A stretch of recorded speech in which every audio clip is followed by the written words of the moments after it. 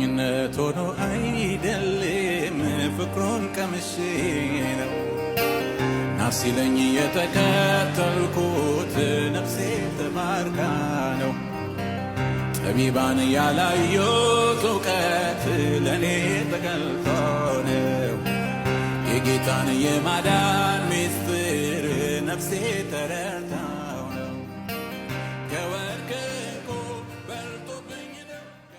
ዛሬ የምንማረው ክፍል የሉቃስ ወንጌል ምዕራፍ 18 ላይ ያለውን ክፍል ነው።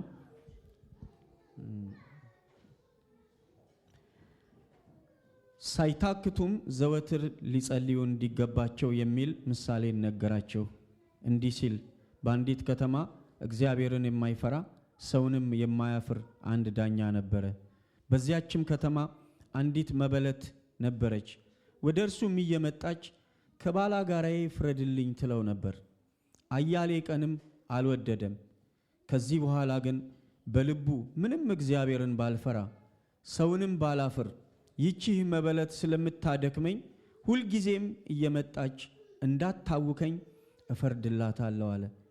ጌታም አለ፣ አመፀኛው ዳኛ ያለውን ስሙ። እግዚአብሔርን እንኪያስ ቀንና ሌሊት ወደ እርሱ ለሚጮኹ ለሚታገሳቸው ምርጦቹ አይፈርድላቸውምን? እላችኋለሁ ፈጥኖ ይፈርድላቸዋል። ነገር ግን የሰው ልጅ በመጣ ጊዜ በምድር እምነት ያገኝ ይሆንን? ይላል። የመልእክቴን ሐሳብ የሰጠሁት ሳትታክቱ ዘወትር ምን በሉ ጸልዩ። ስለ መታከት ነው ዛሬ ምናየው። በዚህ ክፍል ውስጥ የተጠቀሰ ዳኛ አለ። ምን አይነት ዳኛ ነው? እግዚአብሔርን የማይፈራ ሰውንም ምንም አይል የማያፍር። ሁለቱም በጣም አስገራሚ ነገር ነው። እግዚአብሔርን አለመፍራትን ከእንደገና ደግሞ ሰውንም ምንም አይል ማያፍር። በዚህ መልእክት ውስጥ በዚህ ቃል ውስጥ በእግዚአብሔር ቤት ውስጥ ስለሚደፍሩ ወይም ደግሞ ሰውን ስለማያፍሩ ሰዎች ቃሉ ፍንትው አድርጎ ግልጥ አድርጎ ይነግረናል። ሰው የማያፍር የሚያሳፍር ስራ ሆኖ የሚያሳፍር ንግግር ሆኖ የሚያሳፍር ድርጊት ሆኖ ግን ሳያፍር የሚያደርግ ከሆነ እግዚአብሔርን ምን አይልም? አይፈራም። መጽሐፍ ቅዱሳችን ነው የሚነግረን። ይሄ ዳኛ ምን አይልም? እግዚአብሔርን ምን አይልም? አይፈራም። ሰው እግዚአብሔርን መፍራት ሲያቆም መድፈር ይጀምራል። ምንም ነገር አያሳፍረውም። በሱ ዓለም ውስጥ በሱ ህይወት ውስጥ በሱ እርምጃ ውስጥ ምንም አይነት ሼም የለም። በቃ አይፈራም። ወገኖቼ ከምንም ነገር በላይ እግዚአብሔርን መፍራት ይሁንልን። መጽሐፍ ቅዱስ ሲናገር የጥበብ ሁሉ መጀመሪያ ምንድነው ይላል? እግዚአብሔርን መፍራት ነው። ሰው እግዚአብሔርን ከመፍራት ከጀመረ ህይወቱን በቃ ሁሉ ጊዜ ሰክሲድ እየሆነ መሄድ ህይወት ነው ያለው። እግዚአብሔርን በሚፈሩት ሰዎች ዙሪያ ምን ይሰፍራል ይላል መጽሐፍ ቅዱስ? መላእክቶች ይሰፍራሉ ይላል። የጥበቃ መላእክት አለ በዙሪያችን። እግዚአብሔርን ስንፈራ አንተ በጥበቃ ውስጥ አንቺም በጥበቃ ውስጥ ትኖሪያለሽ። እግዚአብሔር እየጠበቀን እንኖራለን። ባሪያዬ ልጄ ትፈራኛለች፣ ይፈራኛል፣ እኔን አክብሮ ነው የሚኖረው፣ እኔን አክብራ ነው የምትኖረው ብለው እግዚአብሔር ይከልለናል። እስራኤልን በጭው ባለ ምድረ በዳ ውስጥ ታላቅ ነፋስ ባለበት አውሎ ነፋስ ባለበት መካከል እስራኤልን ምን አደረገው?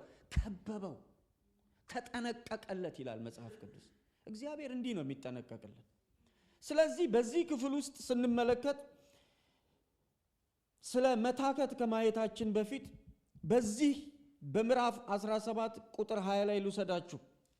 የእግዚአብሔር መንግስት መቼ ትመጣለች እያሉት ጌታችን ኢየሱስን ይጠይቁት ነበረ። ነገር ግን የእግዚአብሔር መንግስት በመጠባበቅ ምን አትልም? አትመጣም። እዚህ ነች እዛ ነች አትሏትም። የእግዚአብሔር መንግስት በመጠባበቅ አትመጣም። ቁጥር 26 ላይ እዚሁ ምዕራፍ 17 ላይ ስንሄድ በኖህ ዘመን ስላለው ነገር ይነግራቸዋል። በኖህ ዘመን ያለው ምንድነው? ኖህ ወደ መርከብ ከመግባቱ በፊት እስከ መርከብ ውስጥ እስከሚገባበት ቀን ድረስ እነዚህ በኖህ ዙሪያ ያሉ ሰዎች ይጠጡ፣ ይበሉ፣ ይዘፍኑ፣ ሌላም ነገር ያደርጉ ነበር፣ ይጋቡ ነበር፣ ያገቡም ነበር ይላል። የጥፋት ውሃም መጣ፣ ሁሉንም ምን አደረጋቸው? አጠፋቸው ይላል። ቁጥር 29 ላይ ስንሄድ ደግሞ ሎጥ ከሰዶም በወጣ ቀን እንዲህ ይሆናል ይላል። ሰዶም የተጠበቀችው በማን ምክንያት ነው? በኖህ እግዚአብሔርን በሚፈሩ ሰዎች። ወገኖቼ እኔና እናንተ እግዚአብሔርን በመፍራት በምንኖርበት ምድር ላይ በዚህ ምድር ላይ ወደዱም ጠሉም እግዚአብሔር በዚህ ከተማ ላይ የጥበቃ መላእክቶች ያዛል። ስለኛ የታዘዘው የጥበቃ መልአክ አካባቢውን፣ ስፍራውን፣ ምድሪቱን የምንኖርበት ቢልዲንግ በሰላም ይጠበቃል። ወገኖቼ ታምናላችሁ ይሄንን? እኔ ባለሁበት ክልል ላይ እኔ በምኖርበት መኖሪያ አካባቢ ላይ ሰላም አለ ከኢየሱስ ጋር ከሆንኩ።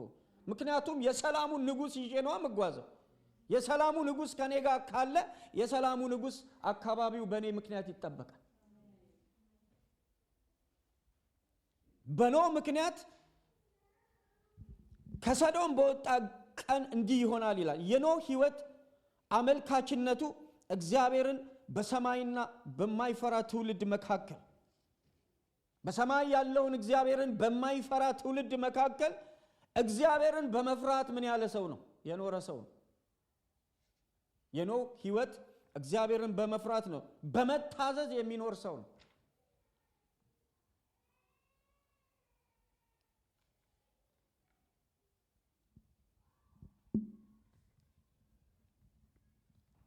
ወገኖቼ ወደ መልእክቴ ሐሳብ ከመግባቴ በፊት የጌታ መምጣት ቤት ነው፣ በደጃችን ነው። የጌታ መምጣት በማን በደጅ ነው ያለው?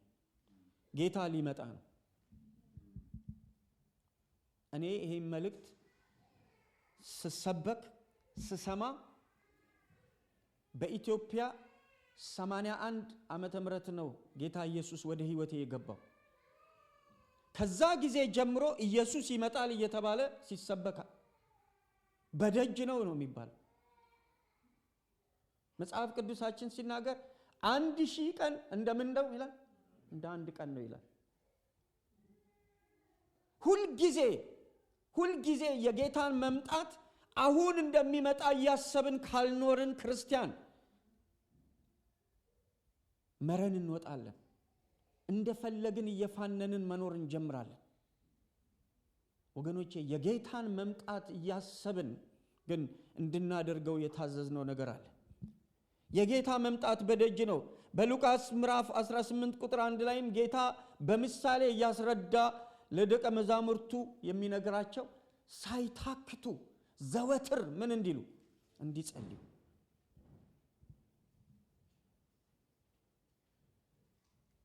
መታከት ማለት ምን ማለት ነው? እስቲ ጉባኤ ልጠይቅ። መታከት ምን ማለት ነው? ቴኑ መድከም ብላለች፣ ጌታ ይባርክሽ። ሌላስ? መሰልቸት። በጣም ጎበዞች። ሌላስ? ብዙ ነው። ፍላጎት ማጣት፣ ተስፋ መቁረጥም አለበት። የታከተ ሰው አንድ ነገር ለማድረግ እየፈለገ እንዴት ላድርገው የሚል ስሜት ማለት ነው። መንፈሳችን ሁልጊዜ ምንድን ነው? ዝግጁ ነው። ሊጸልይ ይፈልጋል። ጸልይ ይለናል። ነገር ግን በስጋችን ውስጥ ትግል አለ። በነፍሳችን ላይ ትግል አለ። ምን የሚል የሚያታክት፣ ነፍሳችንን ያቆዘመ፣ ነፍሳችንን ዝቅ ያደረጋት፣ ተስፋ ያስቆረጣት፣ ያስጎበጣት ነገር አለ።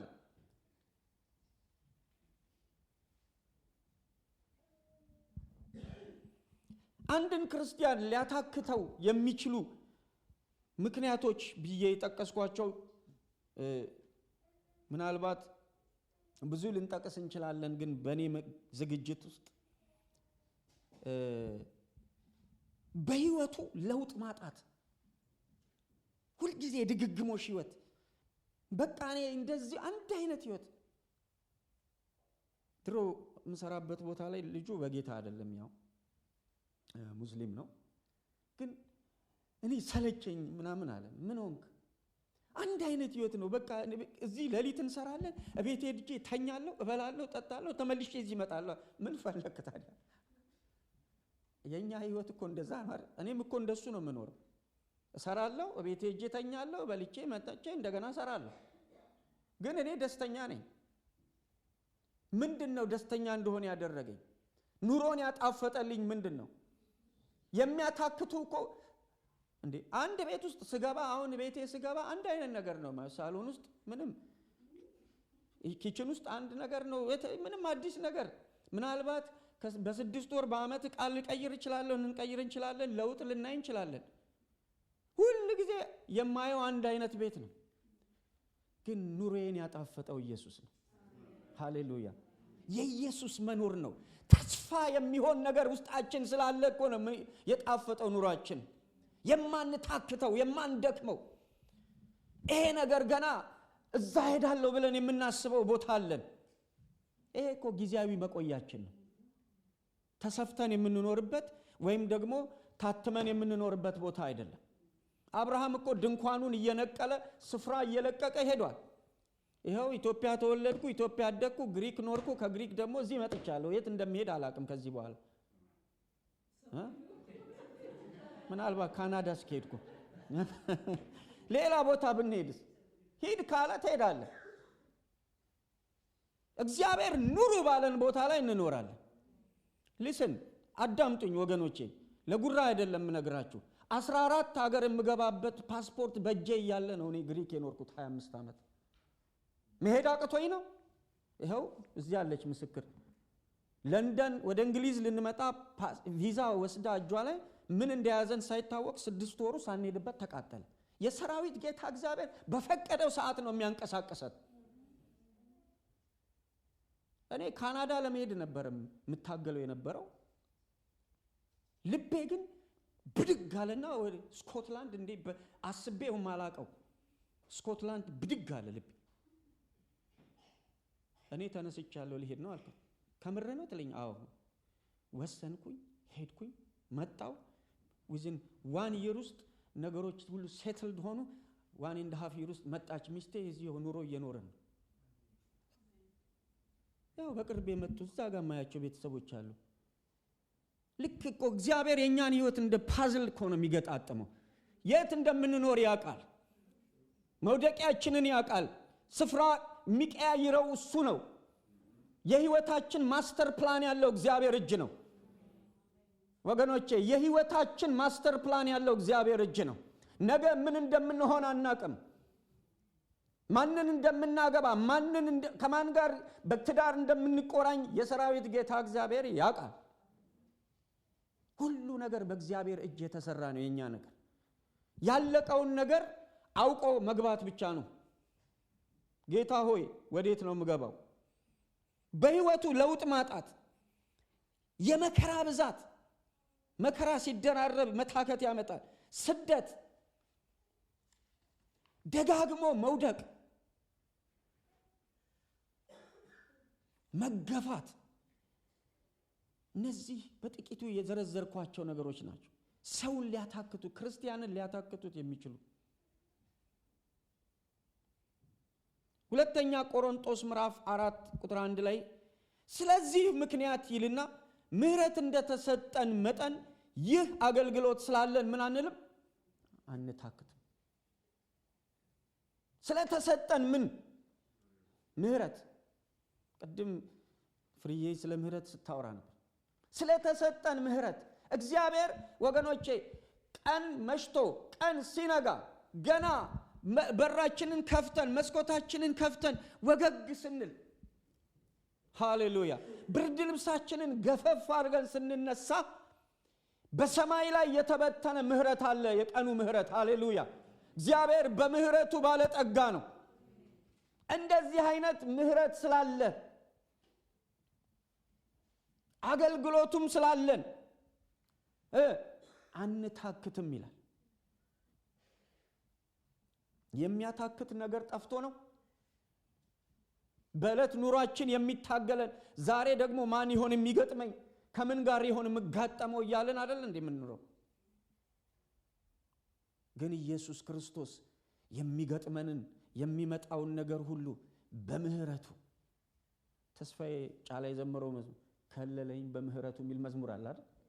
ከለለን እንዳንነካ የከለለ ያኖረን ጌታ እንዳንታክት ያደረገን የጌታ ፕሬዘንስ ነው፣ የጌታ መገኘት፣ የእግዚአብሔር ህልውና። ወገኖቼ ዛሬ በእግዚአብሔር ፊት ልመስክርላችሁ ሐሙስ ዕለት እዚህ ተንበርክኬ እግዚአብሔር የምናፍቀውን ያጣውትን ከመንፈስ ቅዱስ ጋር ያለ ግንኙነቴን በሚያስገርም ሁኔታ ውስጤ አምጥቶ ቁጭ አደረገው። ኢየሱስ ጌታ ነው። በጣም በቃ አጥቼው ነበረ። ጌታ ሆይ የት ጠፋ እያልኩኝ። እናንተ አታውቁም ወገኖቼ፣ ከህይወታችሁ የጠፋው ነገር ምን እንደሆነ ማወቅ አለባችሁ። ከመንፈስ ቅዱስ ጋር ኢንቲሜሲ ግንኙነታችን በጣም ክሎዝ በሆነ መንገድ ህዝቤ ሰምቶኝ ቢሆን ኖሮ፣ ህዝቤ አድምጦኝ ቢሆን ኖሮ፣ መንፈስ ቅዱስን ባለመስማታችን ዛሬ ለምንድነው ቤተክርስቲያን ላይ ውድቀት የበዛው? ለምንድነው በህይወታችን ላይ ውድቀት የሚበዛው? ማንም ተጠያቂ አይደለም፣ ራሳችን ነን። ከጌታ ጋር እስቲ ዋል፣ እሱን እየሰማህ ውጣ፣ እየሰማህ ዋል፣ ታዘዝ። እግዚአብሔር በሚደንቅ ሁኔታ በጠላት ከፍታ ላይ ያስቀምጣል። ሲፈልጉ አትገኝላቸው። ዛሬ እግዚአብሔር ሊመልስልን የሚፈልገው ነገር ይሄንን ነው ወገኖች። የተወሰደ የተዘረፈ ከብዙ ክርስቲያኖች ላይ የተወሰደ ከብዙ እያዘንኩ ነው የምለው የተዘረፍነው ነገር ብዙ ነው። ግን ከእግዚአብሔር ህልውና ውስጥ መውጣት፣ ከእግዚአብሔር መገኘት ውስጥ ማምለጥ ወንድሞቼና እህቶቼ ያ ከክስረትም ክስረት ነው። እሱ ይመለስልን። ሁሉን አታችሁ እሱን ብታገኙ ይሻላል። በዚች ምድር ላይ ባዶ ሆነን የምንኖረው ከዚህ የተነሳ ነው።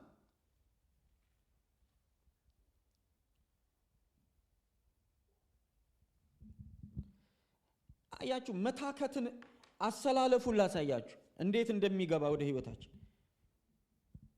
ወደ ህይወታችን የሚመጡ ጫናዎች፣ ጠላት የሚያስቀምጣቸው ጫናዎች ምን ይሆናል? ወደ መታከት ውስጥ ይወስደናል። እንድንታክት ያደርገናል፣ እንድንደክም ያደርገናል። መታከት ሲኖር ደግሞ የጸሎት ህይወት መቀዝቀዝ ይጀምራል። አንድ ሰው መታመም ሲጀምር የምግብ ፍላጎት እያጣ ይሄዳል። ብዙ አይነት ፍላጎቶቹ ምን ይላሉ? ይቆማሉ። እንደዛ ተስገብግቦ የሚወደው የሚበላው ነው። አታሳየኝ ነው የሚለው። መታከት ሲመጣ የጸሎት አፕታይት ይዘጋ። መንፈሳዊ የማገልገል የመጸለይ የመቀደስ ለምን ብዬ ነው ማገለግሉ? ለምን ብዬ ነው ምደክመው? ጌታ እንደሆነ እንትን ብሎኛል ማለት እንጀምራለን። ይሄ የመታከት ምልክትም ሲምፕተሙ ነው። ጸሎት ሲቀዘቅስ ከዛ በኋላ ለዲያብሎስ ጥቃት እንጋለጣለን። መመከቻ ሮጠን የምንሸሸግበት መጽሐፍ ቅዱስ ምን ይላል? ጉዳት እስክታልፍ ድረስ በክንፎች ጥላ ውስጥ ምን ይላል? እሸሸጋለሁ። ዳዊት ሄዶ የሚሸሸገው የጸሎት ጉድጓድ አምባ አለው። ሃሌሉያ! ዲያብሎስ ሲፈልገው ጠላቱ ሲፈልገው ሄዶ የሚሸሸግበት መሸሸጊያው የጌታ መፈለግ ነው። የእግዚአብሔር ሕልውና ውስጥ ገብቶ ያመልጣል ዳዊት። ወገኖቼ ዲያብሎስ የሚያገኘን ከዚህ የተነሳ ነው። ከመሸነፍ በኋላ ዲያብሎስ ካሸነፈን በኋላ በጠላት እጅ እንወድቃለን። ሶምሶን በመጽሐፍ ቅዱሳችን ላይ ምሳሌ ሊሆነን ይችላል። ደሊላ ስትደልለው ምክንያቱም በሶምሶን ላይ የታየ ታላቅ ጸጋ ነበር። እንዴ የአንድ የእስራኤል ከተሞች ስንት በር አላቸው? መጽሐፍ ቅዱስ ላይ የተጻፈ ክሪስ ጮክ በይ ግድ የለም ሞክሪው ቁጥሩን 10 በሮች ናቸው። የአሳ በር የምናምን በር የሚባሉ ማን ነው? ነህምያ መጀመሪያ ያደሰው ቅጥሩን ከማደሱ በፊት በሮቹን ያደሰው። ምክንያቱም ጠላት የሚገባው እንደፈለገ ይገባል ከተማ ውስጥ። የከተማው ቅጥር አለ፣ ከቅጥሩ ባሻገር ደግሞ በር አለ። ያንን የሚያክል የአንድ ከተማ ቅጥር በር ገንድሶ የተሸከመ ሰው ነው ሳምሶን።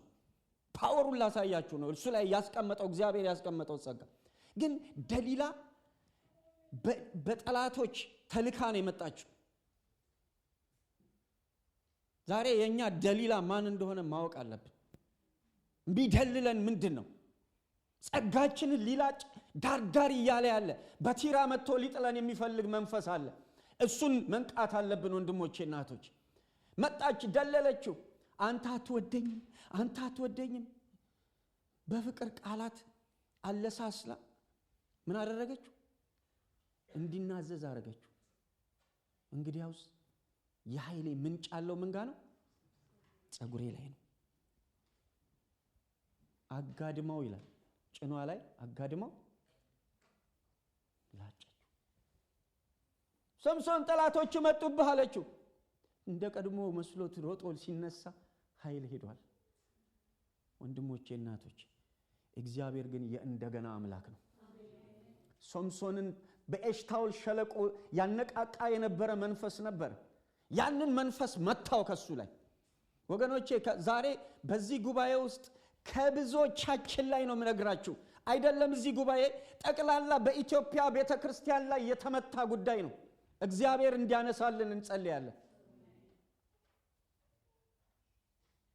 መነቃቃት፣ መንፈሳዊ መነቃቃታችን በግል ከጌታ ጋር ያለን መነቃቃት መመለስ አለበት። ከዛ ሶምሶን ጸጉሩ እንደገና ማደግ ምን አደረገ? ማቆጥቆጥ ጀመረ። እንደገና እግዚአብሔር የሚያቆጠቁጠው ነገር ይኖራል። እንደገና የእንደገና አምላክ ነው እግዚአብሔር።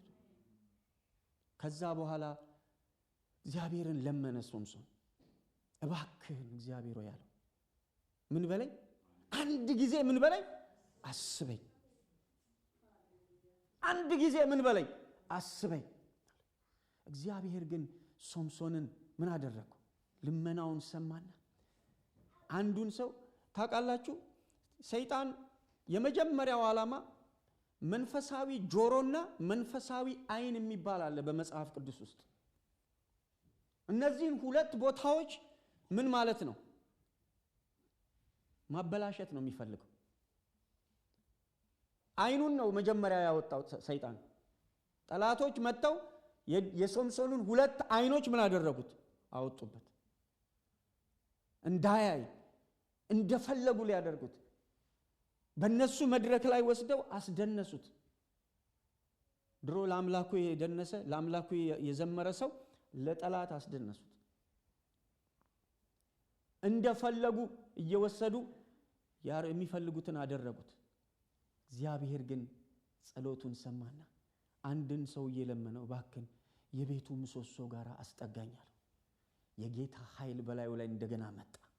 ከዛ በህይወቱ ሳለ ከገደላቸው በሞቱ የገደላቸው ምን አደረጉ? በለጡ። እግዚአብሔር የእንደገና አምላክ ነው። ሶምሶን መጨረሻው ይሙት እንጂ ኃይሉ ተመልሶ ከእግዚአብሔር ጋር ያለው ነገር ተመልሶ ሄደ። ይሄ ራሱ ወገኖቼ መታደል ነው። ሰዎች ከእግዚአብሔር ቤት ወጥተው እንደፈለጉ በዓለም ተጨማላልቀው ወደ ጌታቸው ሳይመለሱ በዛው የተሰናበቱ ስንቶች ናቸው። እግዚአብሔር ግን ከዚህ ድል አይንፈገን፣ እዛም አያድርሰን። አሜን። በሕይወታችን ውስጥ ለመታከት የሚያጋልጡን ለክርስቲያን በቂ የሆነ በጌታ ፊት በቂ የሆነ ጊዜ አለመውሰድ። በቀን ውስጥ ስንት ሰዓት አለ? 24 ሰዓት። በ24 ሰዓት ውስጥ ስንት ሰዓት እንሰራለን? አላቅም። ግማሾች 10 ልትሰሩ 8 ልትሰሩ ትችላላችሁ። አሁን እናንተ ራሳችሁ የራሳችሁን ህይወት ካልኩሌት አድርጉ። በ24 ሰዓት ውስጥ ስንት ሰዓት እንሰራለን? ስንት ሰዓት እንተኛለን? ኢንክሉዲድ ትምህርት ቤት እየከታችሁ። በዚህ ሰዓት ውስጥ ግን ጌታ የሰጠው ሊሚት አለ። ለደቀ መዛሙርቶቹ የሰጣቸው ሊሚት አለ። አንዲት ሰዓት እንኳን በፊቴ ምን ልትሉ ልትተጉ አልቻላችሁ። እስቲ አንድ ሰዓት በቀን ውስጥ የሚጸልይ አትመልሱልኝ፣ ለራሳችሁ መልሱ። ስንቶቻችን አንድ ሰዓት በእግዚአብሔር ፊት እናሳልፋለን? በቂ የሆነ ሰዓት በእግዚአብሔር ፊት አለመውሰድ። ምክንያቱም በዕብራውያን ምዕራፍ ቁጥር 14 እና 16 ላይ በእግዚአብሔር በጸጋው ዙፋን ፊት ቀርበን ምህረትና ጸጋ ምን እንላለን? እንቀበላለን። የዕለቱ ውስጥ በዕለቱ የሚሰጥ ጸጋ አለ። በዕለቱ ለዛ ቀን የሚሰጥ ጸጋ አለ።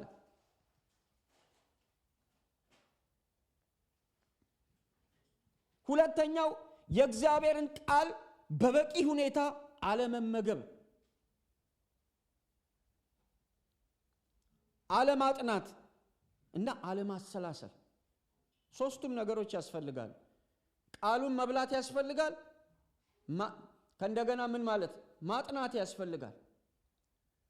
ምን ለማለት ፈልጎ ነው የእግዚአብሔር ቃል ብሎ ማጥናት፣ ከዛ ደግሞ ማሰላሰል። ወገኖቼ ዛሬ የእግዚአብሔር ቃል ሳናነበው ብቻውን እየሰራ ነው። ቃሉ ብቻውን ይሰራል። ስለ ጌዲዮን መጽሐፍ የሚያስታውስ ማን? የጌዲዮን መጽሐፍ የሚታተሙ ባይብሎች ታስታውሳላችሁ? እኔ ሰማያዊ ከለር ነበር፣ የት እንደገባች አጣዋት። አዲስ ኪዳን ብቻ አድርገው የሚያትሙት እና ቄስ ትግስቱ የሚባል ከሰማችሁት አላውቅም፣ ሲመሰክር ነው። እነዚህ የጌዲዮን ላይ መጽሐፍ እየሄዱ የሚሰጡ የሚመሰክሩ ሰዎች የመሰከሩለት ሁለት ምስክርነት ልንገራችሁ። ወይኒ ቤት ይሄዱና ያ መጽሐፍ ቅዱስ ይሰጣል።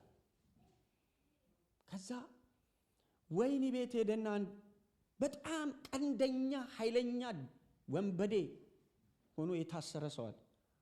ለዛ ሰው ምንድነው አለ? ይሄ መጽሐፍ ቅዱስ ነው። አንድ ነገር ፕሮሚስ ከገባህልኝ አደርጋለሁ ወስዳለሁ አለው። ምንድነው አለ? እያንዳንዱን ፔጅ እየቀደድኩ ትንባሆ እየጠቀለልኩ ላጨስበት አለ። እዛ ይሄ ሰው ኦኬ ለኔ ደግሞ አንድ ፕሮሚስ ግባልኝ አለ። ምንድነው አለ? ጠቅልለ ከማጨስ በፊት ከማቃጠል በፊት አንብበውና ጠቅልለው አለ። እሺ አለ። ማቴዎስ ወንጌልን አቃጠለ፣ የማርቆስ ወንጌልን አቃጠለ፣ የሉቃስ ወንጌልን አቃጠሎ የዮሐንስ ወንጌል ጋር ሲደርስ ግን ማቃጠል አልቻለም። እሱን አቃጠለው። ሃሌሉያ! መልእክቱ እዛ ላይ ያለው ቃል የህይወት ቃል ሃሌሉያ! እሱን አቃጠለው። ልቡ ቀለጠ። ከዛ በኋላ ያንን መጽሐፍ መቅደድ ማቃጠል አልቻለም። ብቻውን የሚናገር ቃል፣ ብቻውን የሚሰራ ቃል ነው። እኛ እንኳን ባንናገርለት ብቻውን የሚሰራ ቃል ነው። ሌላው እንዴት እየገቡ እንዲሰጡ እንደተፈቀደ ባላውቅም ቤርጎ ውስጥ እየገቡ በየክፍሉ መሳቢያ ውስጥ ይቀመጣል እና እዛ ውስጥ ገብቶ ሲያስቀምጡ አንድ ቤርጎ ውስጥ ሴት ይዞ ሊተኛ የተዘጋጀ ሰው ሴቷ አልመጣችም። መሳቢያውን ከፈት አድርጎ ሲጎትት ይህን የጌዲዮን መጽሐፍ ያገኛል። ምንድነው ብሎ ገለጥ ሲያደርግ ዝሙት የምትሰራ ነፍስ የሚለው ቃል እሱ ላይ ነው ቁጭ ያለው። አለና ሴትዮዋ አልመጣች ጎመን በጤና ብሎ ወጥቶ በዛው ጠፋ ቀረ። ሴትዮዋም ሳታገኘው ሄደ። ሴትዮዋ በኤችአይቪ የተያዘች ሰው ናት። ከጥቂት ቀናት በኋላ ሞተች።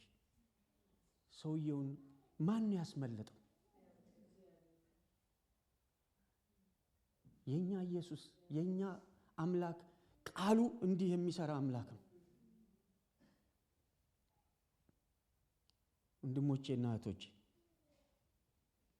የእግዚአብሔርን ቃል በበቂ ሁኔታ ልናየው ልናጠናው ያስፈልጋል። ከመንፈስ ቅዱስ ድምጽ ይልቅ ሶስተኛው የስጋችንንና የነፍሳችንን ሐሳብ መስማት። እሱ ራሱ ምን ይደረጋል? ስንከተል እምነታችንንና ጽናታችንን ይሸረሽራል። መንፈስ ቅዱስን አለመስማት እምነታችንን እንዲመታ ያደርጋል። ተስፋ መቁረጥ የሚመጣው መታከት የሚመጣው እግዚአብሔርን ካለ መስማት ነው።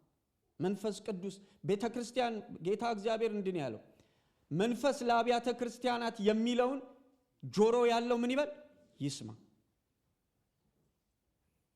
አራተኛው የአጋንንት ተጽዕኖ ነው። የአጋንንት ተጽዕኖ የአጋንንት ዋነኛ የሚጠቀምበት መንገድ ወደ ህይወታችን መታከትን የሚያመጣባቸው መንገዶች አትችልም ይለናል። ይመጣና ኦፍ ኮርስ በራሴ አልችልም ግን የሚያስችለኝ ጌታ አለ ብለን ጌታን ካላየን የጠላትን ድምጽ ሰምተን አለመቻላችንን ይዘን እንወድቃለን። አይሳካልህም ይለናል። ይመጣና አንተ እኮ ተሰሚነት የለህም አርፈ ተቀመጥ።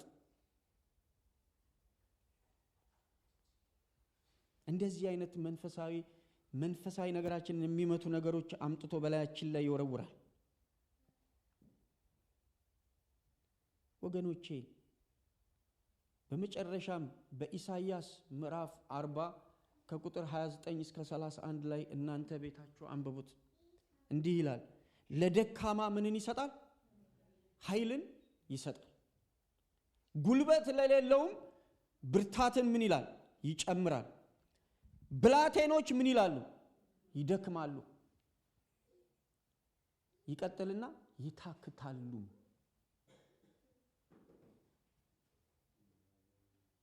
ጎበዛዝቱም ምን ይላሉ?